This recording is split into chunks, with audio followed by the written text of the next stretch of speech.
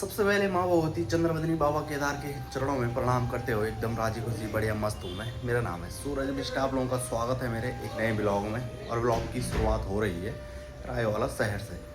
तो आज घर वापसी है कई दिनों बाद। तो सुबह के अभी 9 बज रहे हैं जो कि रेडी हो चुके हैं। बाकी यहाँ पे सुबह सुबह कुछ घोल बनाया जा रहा है। क्या है ये? दवाई। अच्छा दवाई, इस तरह की घोलने वाली। चलिए जी यहाँ से चलते हैं अब। ठीक है, फिर मिलेंगे फिर अगले महीने आएंगे। तुम भी आओगे? अच्छा, तो खेती पाती का काम बढ़ रखा है आजकल। तो मैंने कह दिया था मैं अपने आप करता हूँ। तभी गोभी की बिजवाड़ लगा देना। गुड़ाई क्या है अपने आप देख लेंगे बाद में जब गोभी ऊपर आ जाएंगी। और जिस दिन राय वाला आए थे तो उस दिन इस वाले रोड पर निकले थे हम, लेकिन आगे से भटक गए थे, यानी कि रेलवे पर पहुंच गए थे। लेकिन आज सही वाला रोड पकड़ा हुआ है। तो भाई श्यामपुर पहुंच चुके हैं और हमने निकलना है गुमानी वाला की ओर। मेन ऋषिकेश मार्केट में कोई काम नहीं है तो इसलिए मार्केट में जाने की ज़रूरत नहीं है। सुबह के टाइम पर राय वाला में भी काफ़ी खतरनाक बारिश हुई और यहाँ भी काफ़ी ज़्यादा खाले रेंगी हुई है। तो फिलहाल शुरुआत हो चुकी है इस तरह के ट्रैक्टर नज़र आने की। सीएनजी गाड़ियों में भी काफ़ी ज़्यादा खतरा है।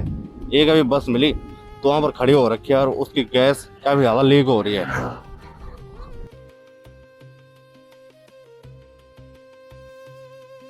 ऋषिकेश से बारिश शुरू हो चुकी है और जो चीज़ नहीं चाहिए थी वो चीज़ होने लग चुकी है। और जैसे जैसे ऊपर आ रहे वैसे वैसे और तेज बारिश शुरू।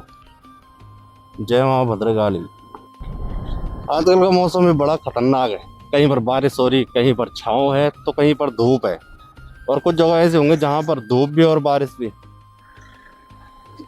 ओहो क्या रोड है।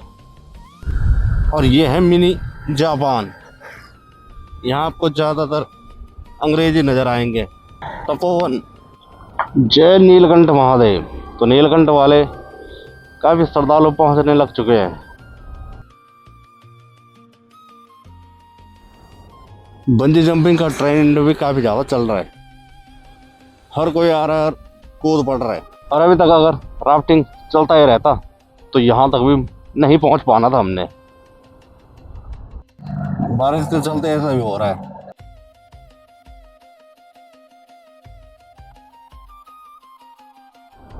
और जिस दिन आए थे इस गधेरे पर एकदम साफ पानी आ रहा था तो लगातार अब बारिश हो रही है तो इसलिए नहाने वाले भी नहीं कोई पहुंच रखे।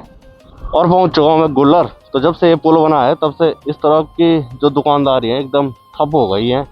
और ये गुल्लर जो पड़ता है तो यहाँ सबसे ज़्यादा अधिक होता है अदरक। और लेकिन अभी फ़िलहाल नहीं हो रखा शायद। अगर गाइस हेलमेट पहनो तो भी दिक्कत और ना भी पहनो तो भी दिक्कत। जैसे हेलमेट पहनना है वैसे भाई ऐसे खुजली होती है ना सिर पर। और जो अगर हेलमेट उतार कर चलो तो खुजली तब जेब पर होगी जब चालान कटेगा।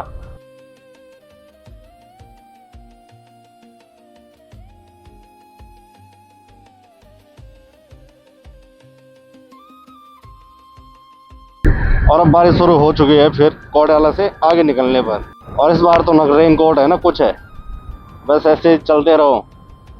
और ये बारिश एक जैसे लगी हुई है। तो गाइस इस तरह से अगर मोबाइल भीगता रहेगा तो फिर अगले दिन ब्लॉग नहीं बना पाऊंगा, तो इसलिए मोबाइल को रखते हैं जेब में। ये वाली बारिश काफ़ी खतरनाक हुई, कपड़े एकदम भीग चुके हैं और यहाँ पर बिल्कुल भी रोड भीगी नहीं है। ऐसी भी बारिश हो रही है। और अभी पहुँच चुके हैं तोता घाटी में। तोता घाटी में काफ़ी बड़ी हिस्ट्री है अगर कोई जाने। दुर्घटना का मेन जो पॉइंट था तो यही हुआ करता था, तो अब काफ़ी अच्छा बन चुका है यहाँ पर। जब कोई भी गाड़ी दुर्घटनाग्रस्त होती थी यहाँ से तो भाई सीधे नीचे खाई में जा पहुँचती थी। नींबू पानी गिरा काफ़ी ज़्यादा चलता है तीन धारा में। पहुँच चुका हूँ देवप्रयाग और अब इसको कह रही है जूस पिला दो गन्ने का। है गन्ने का जूस, ये देखो मांग रही है गन्ने का जूस। पिला दे भाई गन्ने का जूस। ऐसे मत करो यार, गन्ने का जूस पिला दो। लाइन नहीं है तो क्या होगा? जनरेटर का साधन नहीं है आपके पास? कब तक आएगी? मना आज आएगी ना? लगता है इस कोठी के नसीब में नहीं है गन्ने का जूस पीना, तो यहाँ पर जनरेटर पर लोड नहीं खींच पा रहा है, तो लाइट का इंतज़ार करना पड़ेगा। तो बड़े टाइम बाद आ चुकी है लाइट, है भाई? हाँ हाँ, रोडदार। तो भाई एक ज़माना था जब 300 रुपये की टैंकी फुल हो जाती थी, और अब ज़माना कहाँ से कहाँ बदल गए। 380 रुपये की ना 480 रुपये की टैंक फुल हो रही है स्कूटी की। देश बदल रहा है। और जो पावर वाला तेल होता है ना, जैसे गैस में पता है कितना था? 108 रुपये लीटर। अब मैंने कहा कि भाई हमें क्या पता कि अब किससे पावर आ रहा है किससे पावर नहीं आ रहा है, इससे अच्छा है जो चल रहा है करने वाला उसी को डालते रहो। बाकी अलकनंदा का पानी और भागीरथी का कलर ही अलग है। वैसे अब कंट्रोल रूम खुल चुके हैं जगह जगह, क्योंकि डैम बन चुके हैं, और डैम बनने से जल स्तर का पता नहीं लगा पाते हैं। जिस हिसाब से डैम वाले पानी छोड़ेंगे उसी हिसाब से नदी कम ज़्यादा होती रहती है। जय रघुनाथ जी। अरे सामने आप लोग देख रहे हैं संस्कृत विद्यालय। पहले यहाँ पर इंग्लिश में लिखा हुआ था सेंट्रल संस्कृत यूनिवर्सिटी, और अब हाल ही में यहाँ पर केंद्रीय संस्कृत विद्यालय लिखा हुआ है। तो इस पर भी काफ़ी मतलब लोगों ने आवाज़ उठाई, है तो संस्कृत विद्यालय पर लेकिन इंग्लिश में लिखा हुआ है। जय माँ भगवती चंद्रवती। और जैसे जैसे ऊपर आ रहे हैं वैसे वैसे अलग ही सुकून सा मिल रहा है। जय बोटेश्वर महादेव। तो आप लोग भी जरूर बोटेश्वर महादेव के दर्शन करें।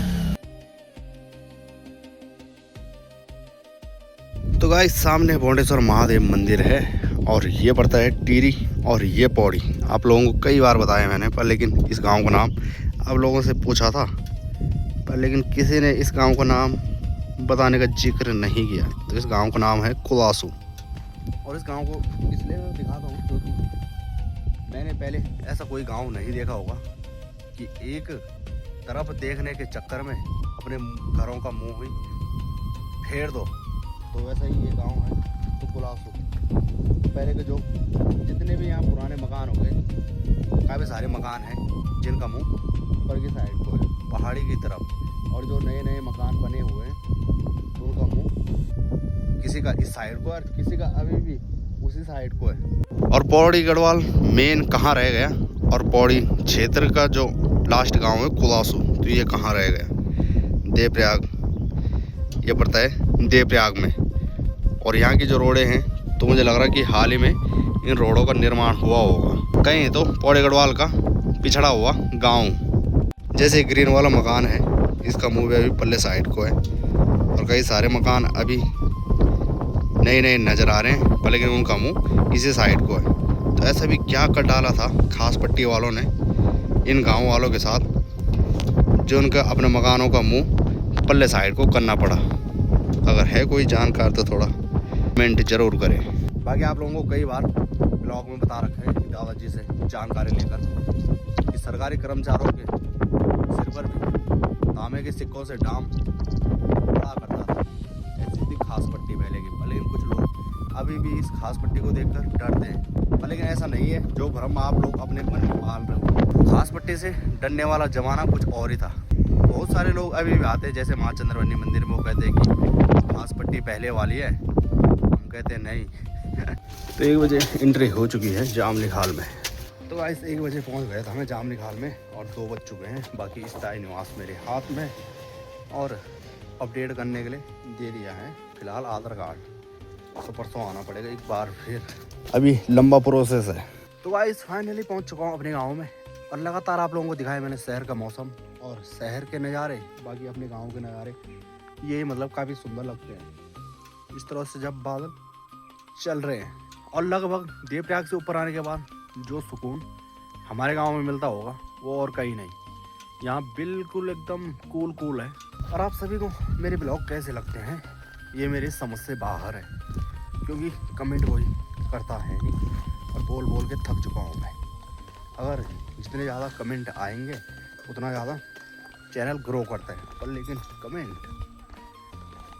मुश्किल। कहीं भी रह ले कोई एसी पंखे के नीचे, पर लेकिन जो सुकून मेरे गांव में है वो और कहीं नहीं है। तो गाइस बारिश लग चुकी है मेरे गांव में। तो गाइस इसी के साथ इस ब्लॉग को यहीं पर एंड करते हैं। मिलेंगे आप लोगों को एक नए ब्लॉग में, तब तक के लिए धन्यवाद। जय देवभूमि, जय उत्तराखंड, जय माँ चंद्रवती, जय बाबा केदार।